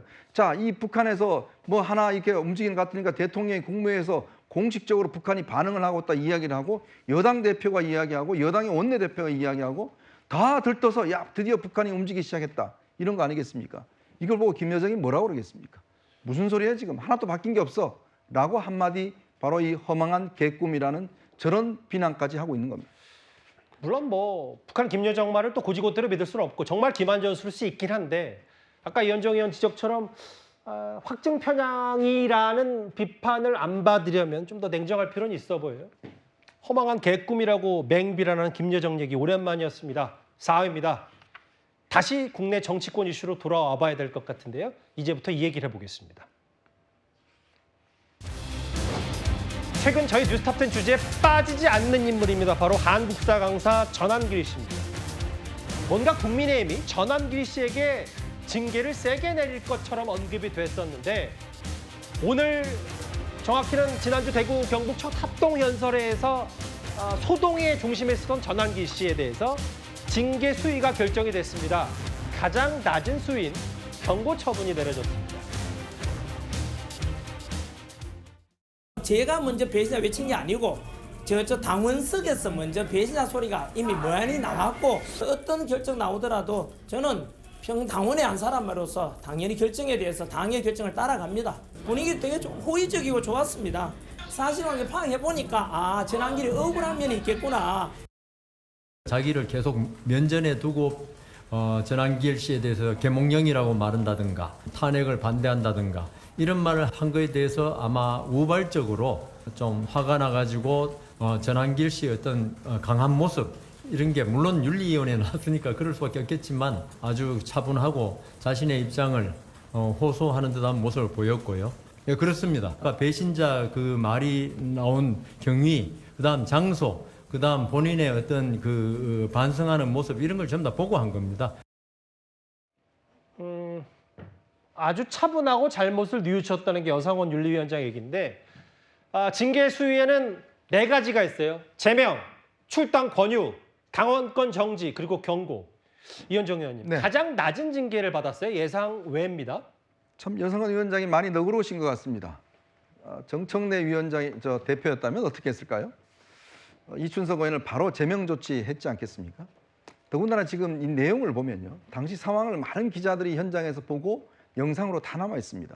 뭐냐면 전환길 씨가 문제가 된 거는 본인이 기자 출입증을 갖고 기자인 걸로 취재를 하면서 사실 관중들은 배신자라는 이야기를 할 수 있어요. 자기 뜻과 맞지 않는 거에 대해서 뭐 고함도 지를 수 있고 항의도 할 수 있습니다. 근데 기자 출입증을 그것도 나중에 보니까 뭐 어디서 빌렸다 뭐 이런 이야기가 있는데 자 갖고 갔던 사람이 그런 것에 대해서 본인이 선동을 한 겁니다. 고함을 치고 선동을 한 거예요. 그러면서 사실상 전당대회장을 거의 뭐 사실은 연설을 못하게 만든 겁니다. 근데 그거에 대해서 지금 여상원 위원장이 뭐 이야기 들어보니까 본인이 먼저 한 게 아니라 관중 속에서 해서 뭐 한 것이고 와서 반성한다? 이미 다 국민들이 전 국민들이 정말 전당대회가 저렇게 망가진 건데 와서 저렇게 본인은 피해자다 하는 게 그렇게 수용이 되는 건가요? 전 정말 국민의힘 윤리위원회가 저렇게 너그러운지 몰랐어요. 정말 이 지금 전당대회가 저 사람의 지금 선동 때문에 국민들이 어떻게 지금 이 국민의 전당대회를 보고 있습니까? 더군다나 기자 출입증을 저렇게 선동했다는 거 저는 제가 개인적으로 기자로서 도저히 받아들일 수가 없습니다. 이 기자에 대한 명예훼손이에요. 자, 그런 거를 버젓이 저렇게 인정해주고 그냥 단순한 경고를 내린다? 그럼 국민의힘에서는 앞으로 가서 저렇게 가서 막 선동하고 해도 괜찮다는 겁니까? 아무렇지도 않게 처벌하고 와서 그냥 반성만 하면 괜찮다는 건가요? 저는 정말 이러니까 지금 민주당에서 처분했던 것과 국민의힘 처분했던 게 너무나 차이가 나니까 국민들이 지지를 보내지 않고 있는 거 아니겠습니까? 물론 이런 건 있을 거예요. 뭐 윤리위 입장에서는 뭐 크게 보는 게 아니라 단순히 저때 뭐 김근식 그 후보가 자극했던 부분도 있고 하니 반성의 기미도 보이니까 가장 낮은 순간의 경고 처분도 괜찮다라고 생각할지 모르겠지만 장유 변호사님 근본적으로는 이게 전당대회가 마치 기승전환길로 불리듯이 친길 반길 나눠주는데 뭔가 당이 어느 정도의 처분과 가름말을 좀 타줘야 되는데 미처 이렇게 되면 또 전당대회가 마치 전환기 씨에 끌려가는 모습 뭐 이런 걸 우려한 거 아닌지 모르겠어요. 그러니까 정무적인 정치적인 고려를 해서 중간에서 봉합하는 어떻게 보면 좀 실망스러운 결과가 결과적으로 나온 셈이 된 것 같은데요. 그런 것 같습니다. 윤리위라는 게 법령집도 찾아보고 당원당규도 봅니다만 기본적으로 정치적인 판단을 할 수밖에 없습니다. 그렇다면 지금 전당대회 한복판에서 유력 당권 주자들이 어떻게 하고 있습니까? 전환길 씨를 위시한 아주 강성 극우 유튜버들이 불러서 면접을 보겠다고 하면 머리를 조아리면서 면접을 보러 갑니다. 거기 그 사람들이 좋아하는 답변을 의도적으로 강조하고 있는 상황입니다. 불과 22일에 불과 며칠 안 남았습니다. 당권 주자들, 유력 당권 주자들 중에 누군가가 되면 강력 징계를 했을 때 이걸 번복하면 국민의힘이 또 어떻게 될까요? 그러니까 중간에서 가장 낮은 처분으로 이도저도 아니게 반성한다는 이유로 아니요. 반성하는 부분을 보는 게 아니라 전당대회장에서 전당대회장을 난동을 부린 부분에 대한 평가를 해야 되는 부분인데 이마저도 하지 못하는 게 지금 국민의힘의 현실이자 민낯인 것 같습니다. 아예 뭐 안철수 후보 같은 경우는 보시는 그대로 소금 뿌려 쫓아내도 모자란데 속에 선물이 난다라고 이제 특정 후보 쪽에서 이렇게 비판을 했는데 근데 전환길 씨 관련해서 가장 낮은 경고를 받은 것 외에도 오늘 당사 앞에서 이런 일이 하나 있었습니다. 저 해당 윤리 조사를 받기 전에 전환길 씨가 지금 이제 농성 중인 김문수 후보 보는 앞에서 아예 대놓고 장동혁 후보 지지를 선언했습니다. 김문수 후보를 존경하고 다만 지금 현재는 대통령 선거 아니라 당 대표를 뽑고 최고위원과 청년위원장을 뽑는 순서 아닙니까? 제 뜻이라기보다는 제가 운영하는 지난주 뉴스에 물어보니까 거의 90% 가까이가 장동영 후보가 되었으면 좋겠다. 시청자들의 의견을 제가 대신 드렸다. 이렇게 이해해 주시면 좋겠습니다. 어제 대단히 중요한 장동영 후보의 연설이 있었습니다. 정면 돌파하는 연설이 있었습니다. 장동영 후보는 전환길 같은 사람, 국민의힘을 사랑하고 아스팔트에 나가서 애국심들 함께했던 그 세력들, 그런 사람들 우리가 몇년 때렸는가 울면서 제가 들었습니다. 제가 스스로 그 소명 잘 하고 왔습니다. 열심히 하고 왔습니다. 어제 특검으로부터 이런 압수를 당했는데 참 그게 현재 이재명 정권의 민낯이라고 제가 생각합니다. 뭔가 이제 카메라 앵글의 주인공이 전환기 씨로 일단 보이긴 하는데 이동학 의원님. 네. 어젯밤부터 이 특검에 당사 압수수색에 반발하면서 농성을 시작한 김문수 후보인데 라이브 방송을 하면서 어제 장동혁 후보의 연설을 울면서 들었다라고 메시지를 냈습니다. 김문수 후보 면전 앞에서요. 네. 이제 저것이 저는 대국민 선전포고가 아닐까 생각하는데요. 그동안 계몽령 그리고 부정선거 이런 사람들과 지금 지난 계엄 이후에 쭉 합체되는 그런 모습들을 보여왔고 예. 그것이 전환길 씨로 그냥 상징되어질 뿐 이미 그 토양 자체는 그 세력으로 그냥 다 장악이 된 상태라고 좀 보여집니다. 전환길 씨를 만약에 윤리위에서 제명하는 결정이 나왔다 손치더라도 예. 다음 지도부에서 징계 취소를 했을 겁니다. 그러면서 이건 잘못된 것을 다시 복원한다. 이런 뜻을 내비쳤을 것이라고 보고요. 이번 전당대회 자체가 혁신파들이 지금 소멸하는 전당대회로 갈 가능성이 굉장히 좀 크다고 보고 그러다 보니까 한켠에서는 차라리 민주당이나 지금 집권 당에서 국민의힘을 해산시켜달라라고 하는 국민의힘 인사들의 이야기들도 심심치 않게 나오고 있습니다. 아 진짜요? 네, 그렇습니다. 본인들 스스로가 해산해달라고요?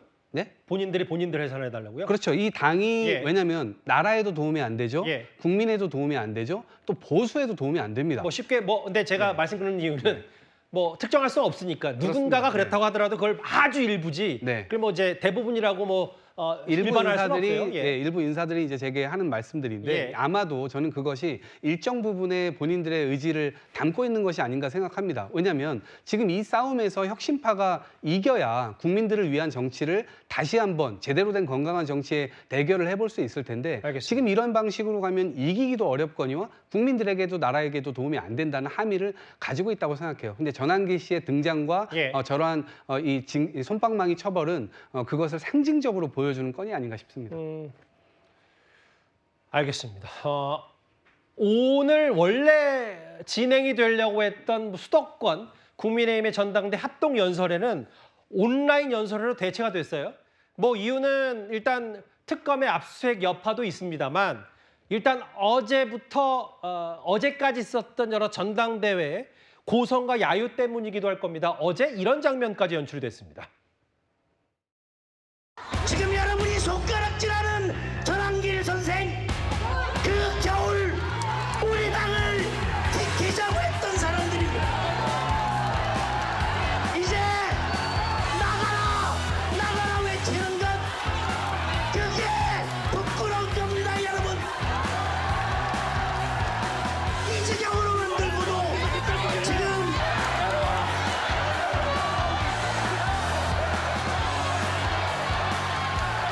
대통령을 지키자고 했던 장동혁을 향해서 배신자라 부르는 것, 그게 부끄러운 겁니다.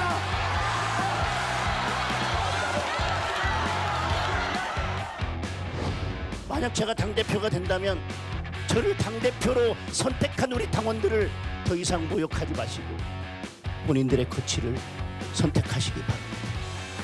제가 먼저 나가라고 이야기하고 제가 먼저 내쫓자고 하는 것이 아닙니다. 저를 통해 우리 당원들을 모독하고 있기 때문에, 우리 국민의힘을 모독하고 있기 때문에 드리는 말씀입니다.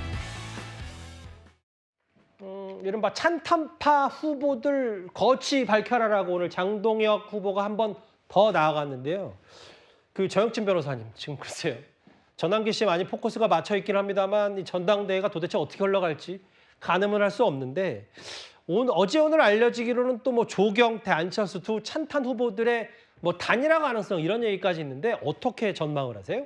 글쎄요, 뭐 단일화하면 안철수 아니겠습니까? 옛날 멀게 보면은 박원순 전 시장부터 가깝게는 윤석열 전 대통령까지 뭐 안철수 의원 여러 번 그 단일화 했었던 것 같은데, 그런데 제가 봤을 때 이번 국민의힘 전당대회는요, 길을 잃은 전당대회다. 저는 그런 생각이 듭니다. 예. 일반 국민들은요, 저 포함해가지고 별로 관심도 없어요. 그런데 조금 전에 장동혁 후보가 저렇게 이야기를 했지만, 장동혁 후보가 재선 의원입니다. 하지만 국회의원 몇 년 했는지 제가 따져보니까요, 2022년 5월경에 보궐선거로 국회에 들어왔기 때문에 예. 선수로는 재선이지만 지금까지 3년 조금 더 국회의원 한 그런 후보 아니겠습니까? 예. 그런데 만약에 장동혁 후보가 그 당대표가 되면 안철수 의원 몇 선입니까? 4선입니다. 예. 조경태 후보 몇 선입니까? 4선보다도 더 높은 6선입니다. 예. 그러니까 이제 3년 정도밖에 하지 않은 저 재선의 그 장동혁 후보에게 예. 패한 안철수 의원이나 조경태 의원 입장에서는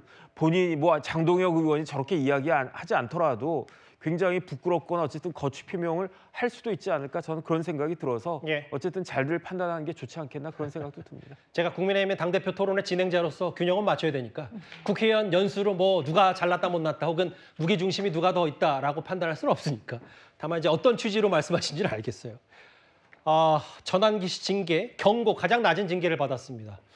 국민의힘 내부 파장 얘기가 저희가 준비한 3위였고요. 이제 저희가 준비한 상위권 주제 2가지 남았습니다. 먼저 2위입니다. 바로 김건희 여사입니다. 구속 수감된 직후 오늘 오전부터 특검의 첫 번째 조사를 받았는데 오늘 대체적으로 진술을 거부한 것으로 알려진 김건희 여사입니다. 먼저 특검의 브리핑부터 먼저 듣고 와서 속보 내용을 하나하나 만나봐야 될 것 같습니다. 특검은 오늘 피의자 김건희 씨를 상대로 부당 선거 개입, 공천 개입 관련한 조사를 진행하였습니다. 피의자는 대부분의 피의 사실에 대하여 진술 거부권을 행사하였고, 특검은 8월 18일 추가로 소환하여 조사할 예정입니다. 일단 윤 전 대통령 아예 특검 조사에 응하지 않았다면 오늘 특검에는 출석한 김건희 여사입니다. 다만 진술 거부권, 대체적으로 모든 혐의에 대해서 일절 입을 열지 않았는데, 조금 전에 알려진 속보 내용은 이겁니다. 김건희 여사 측이 변호인에게 이런 토로를 했다고 전해지는데요. 다시 남편과 살 수 있을까? 내가 다시 내 남편과 살 수 있을까? 명태균 씨에게 지시를 내리지 않았다는 얘기, 그리고 건강 상태가 좋지 않아 대면 진료가 예정돼 있다는 김건희 여사 측의 입장도 덧붙였습니다. 반면 특검은 18일 다음 주에 변호인 접견 이후에 출석 여부를 결정한다고 했는데, 나가겠다, 변호사 접견 후에 결정하겠다라는 게 입장입니다. 첫 번째 속보 내용을 다시 한번 부탁드려도 될까요? 예, 감사합니다. 오늘 저 내용이 핵심인 것 같아요, 이현정 의원님. 네. 특검에 나가서는 입을 닫았던 김건희 여사가 다시 남편과 살 수 있을까라는 언급을 변호인에게 했다는 겁니다. 그래서 저 변호인이 아마 저런 걸 공개한 의도는 있겠죠. 뭔가 좀 동정심을 얻어보겠다라는 것일 텐데요. 근데 이미 김건희 씨는 국민에게 신뢰를 잃었습니다. 이미 지난 대선 과정에서 아내로서의 역할만 하겠다라고 국민들 앞에서 정말 고개 숙이면서 했던 이야기 아마 기억나실 겁니다. 근데 그 이후에 했던 것들, 그리고 지금 드러나고 있는 사안들을 보면 정말 이분이 한 나라의 영부인으로서 정말 제대로 했는가에 대한 국민적인 어떤 분노와 자괴감들이 많이 있는 거 아니겠습니까? 그리고 이런 일이 있을 줄 몰랐습니까? 당시에 당에서도 그렇고 특검들도 그렇고, 자, 당시에 특검법을 발의했을 때 저 제대로 조사를 받아야 된다. 왜냐하면 이 당시에 아시겠지만 이 명품백 맞은 문제 같은 경우는 이미 영상으로 다 남아 있었잖아요. 근데 사과라는 두 말 자체도 안 했습니다. 그 사과라는 두 말을 얻어내기 위해서 윤석열 대통령에게 그렇게 측근들이 많이 설득을 하고 참모들이 했지만 다 끝내 거부를 했어요. 마지막 기자회견 때 딱 사과라는 두 마디를 했습니다. 그때 많은 사람들이 이야기를 했습니다. 자, 사과할 거 하고 조사받을 받고 갔다면 이런 일이 있었을까요? 근데 본인도 알았을 겁니다. 근데 지금 와서 이제 와서 남편과 살 수 있을까라고 했다는 거, 아니 그때는 몰랐습니까? 사실은 대통령의 자리가 얼마나 엄중하고 또 얼마나 막중한 자리입니까? 자, 그런 자리에 업체로부터 목걸이 받고 반지 받고 시계 받고 이런 일을 버젓이 하면서 과연 그게 그냥 넘어갈 거로 생각을 했나요? 저는 오히려 저 말을 보면서 참 저걸 가지고 국민들에게 뭔가 동정심을 얻어보겠다고 하는 그런 얄팍한 이야기가 아닌가라는 생각도 듭니다. 뭐 이른바 어제 오늘 하루 종일 회자됐던 이른바 김건희 여사의 나토 3종 세트. 서희건설이 전달했다는 게 이 세 가지의 목걸이, 브로치, 귀걸이. 정확하게 이건지는 좀 더 알아봐야 됩니다만 뇌물 받고 사업가들에게 특혜 준 거 아니냐는 특검은 이런 의심을 100% 하고 있어요. 6천만 원, 3천만 원, 2천만 원대. 애초에는 명품 자체는 관심이 없다라는 취지까지도 일부 측근들이 합니다만 또 그것 또한 좀 더 의심을 해봐야 되고요. 장희 변호사님, 네. 이런 부분일 거예요. 그러니까 변호인을 통해서 변호인이 이걸 또 언론에 공개를 했고 내가 다시 내 남편과 하고 살 수 있을까라는 취지가 저 말을 물론 아까 이현정 의원은 여러 동정심 호소도 있지만 지금 어쨌든 동시에 윤 전 대통령도 수감이 돼 있는 상태이기 때문에 저게 윤 전 대통령에게 할 수 있는 메시지이기도 한 겁니까? 그럴 수 있죠. 왜냐하면 지금 윤 전 대통령이 수사에 응하지 않는 게 능사인지는 전략적으로 잘 분별해봐야 될 겁니다. 기본적으로 둘이 같이 공모를 했다라고 모든 혐의점이 향해 가고 있어요. 그럼 누가 더 잘못을 했는가와 관련해서 김건희 씨의 죗값을 덜어줄 수 있는 유일한 사람은 윤석열 전 대통령입니다. 그렇지만 본인의 항변을 하고 있지 않음으로써 김건희 씨는 다른 판단을 내릴 수도 있는 거겠죠. 그 부분에 대한 불만이 있을 수도 있겠고요. 그렇기 때문에 이게 동정심을 유발하는 측면과 동시에 어떻게 보면 윤 전 대통령을 향해서 보내는 신호라고도 읽혀지는 부분이 있고 그리고 항변을 더 이상 할 수 없을 겁니다. 정확하게 저 질문에 대한 답변, 내가 내 남편과 다시 살 수 있을까에 대한 답변은 지금 수사 상황으로는 없다라는 게 정답일 겁니다. 예. 특히 지금 김건희 여사가 구속 수감된 이후 여기저기서 주변인들의 증언, 폭로성 얘기들이 이어지고 있는데 왜 명품에 빠졌냐? 그리고 3,500만 원대 이 바쉐론 시계를 했다고 주장하는 사업가 서성빈 씨가 한 언론과 인터뷰를 했습니다. 이 얘기를 한번 짚어보고 직접 한번 그 목소리도 들어보겠습니다. 외국 애프터 때는 이 정상들의 그 퍼스트 레이디들이 굉장히 치장을 한대요. 그러면서 자기도 시기하고 뭐 이런 것 좀 필요할 것 같다고 이렇게 얘기할래? 김건희 여사가 원래 뭐 귀걸이니 팔찌니 시계니 명품 같은 걸 좋아하는 스타일이었습니까? 아주 싫어하는 사람이에요. 명품의 이름도 잘 몰랐어요. 정확히 5,500만 원짜리 3,500만 원에 사셨습니까? 그런데 김 여사한테 얼마 받으셨어요? 500 받았습니다.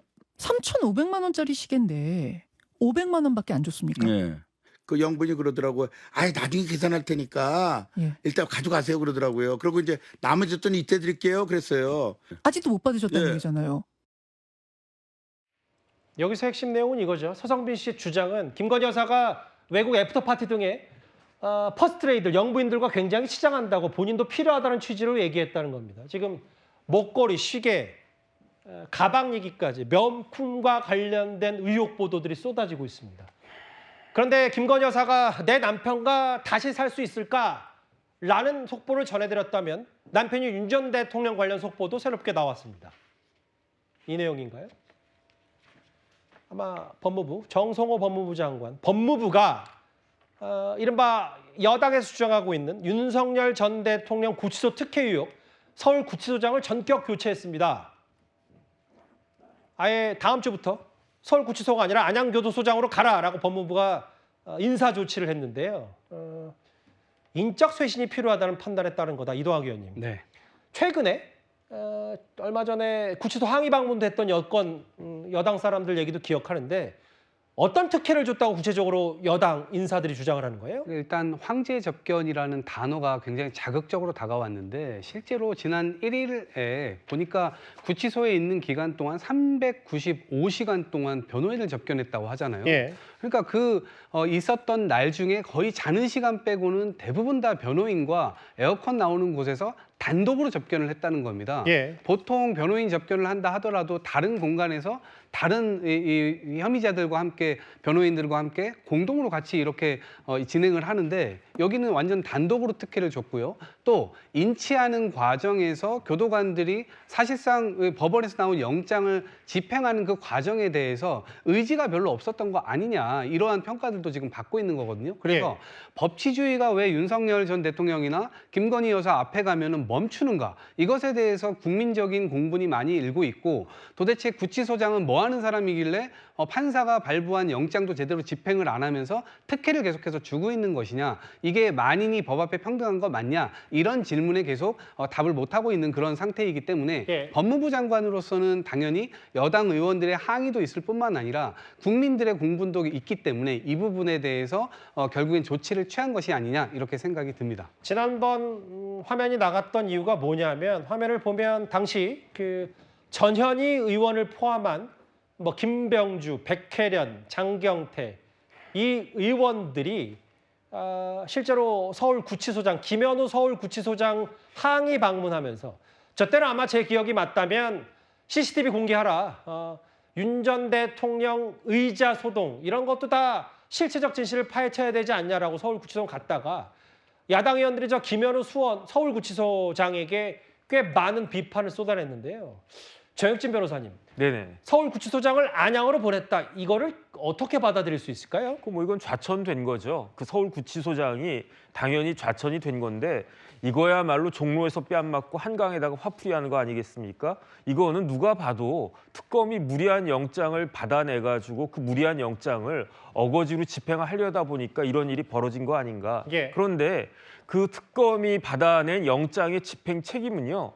서울구치소장에게 있는 게 아닙니다. 그거는 특검한테 있는 겁니다. 특검이 교도관들을 지휘해가지고 영장을 집행하도록 그렇게 형사소송법에 되어 있거든요. 그러면 지휘하는 사람이 책임이 있습니까? 지휘를 받는 사람이 책임이 있습니까? 그러니까 엉뚱한 데다가 화풀이하는 거 전 굉장히 그 말이 안 된다는 그런 생각이 들고요. 오히려 지금 서울구치소장은 본인은 뭐 안양으로 좌천돼서 기분이 혹시 나쁠 수 있을지 모르겠지만 마음만은 훨씬 더 편할 것이다. 그래서 불감청 고소원이다. 이러한 생각을 할 수도 있지 않겠는가. 저 같은 그런 생각 들 것 같습니다. 알겠습니다. 두 가지 속보가 있었어요.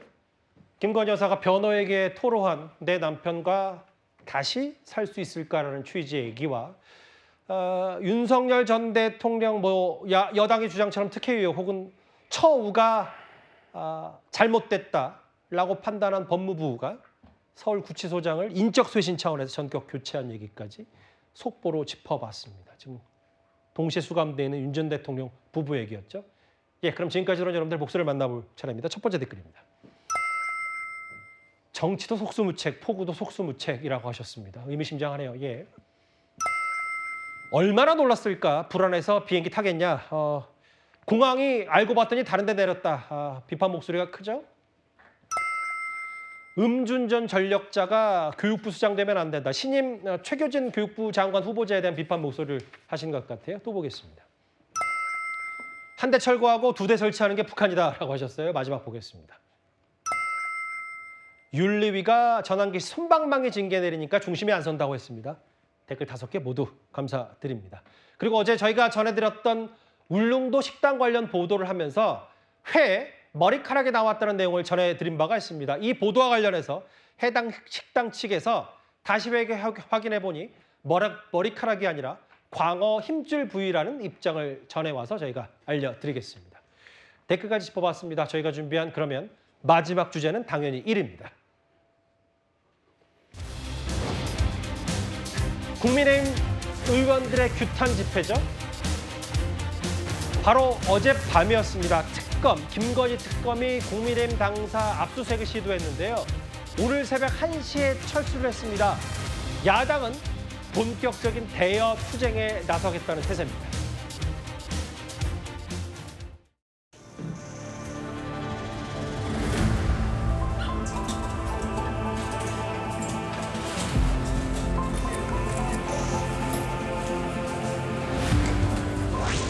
단 한 명도 우리 당 당원이 아닌 것으로 판결됐습니다. 특검팀에서는 계속해서 당원 명부를 요구하고 있는 상황입니다만은 우리가 그게 합리적인 이유가 없지 않느냐. 그래서 지금 거부하고 있는 상황이고. 야당 전당대회를 방해하는 일명 용팔이 사건 같은 깡패짓을 자행한 것입니다. 전당대회 합동연설을 하는데 중앙당을 털기 위해서 나왔다는 것은 좀 심하게 표현하면 빈집 털이범 아닌가요? 어제 15시간 대치 끝에 특검이 철수를 했습니다. 정혁진 변호사님. 국민의힘 얘기는 아니 통일교 무더기당원 가입 의혹 이게 특정 당원 명부를 압색하는 게 말이 되냐 극렬 반발했어요. 그런데 결국 특검 돌아갔습니다. 그게 왜 그러냐면 저 내용도 내용이지만 제일 중요한 건 타이밍 아니겠습니까? 조금 전에 송원석 원내대표도 이야기했지만 지금 전당대회를 하느라고 다들 정신이 없고 그다음에 여기저기 이렇게 지방으로 다 나가 있는 그러한 상황에서 특검이 쳐들어와가지고 압수수색한다라고 하는 것은 저게 그렇게 지금 하지 않으면 큰 문제가 되는 그러한 내용도 아니다라고 저는 생각이 들거든요. 그러니까 국민의힘이 내일 하는 국민 임명식에 참석할 생각이 들겠습니까? 그러니까 많은 분들이 거기에 대해서 어떻게 생각을 할 것인가. 이거는 수사도 중요하지만 어떻게 보면 그 타이밍에 대해서 특검이 지금 김건희 특검팀이요. 굉장히 무리한 행동을 많이 하고 있는 것이 아닌가. 저는 그런 비판을 피하기가 어려울 것 같다는 생각이 듭니다. 실제로 어제 당원 명부를 두고 송원석 원내대표와 어떤 실랑이가 있었는지 저희가 준비한 화면을 하나 더 보겠습니다. 당원 정보 탈취 시도 정치특검 규탄한다. 특검이 우리에게 내놓으라고 하는 것은 500만 당원 동지들의 개인 정보입니다. 그들이 원했던 정보가 이름, 주민등록번호, 주소,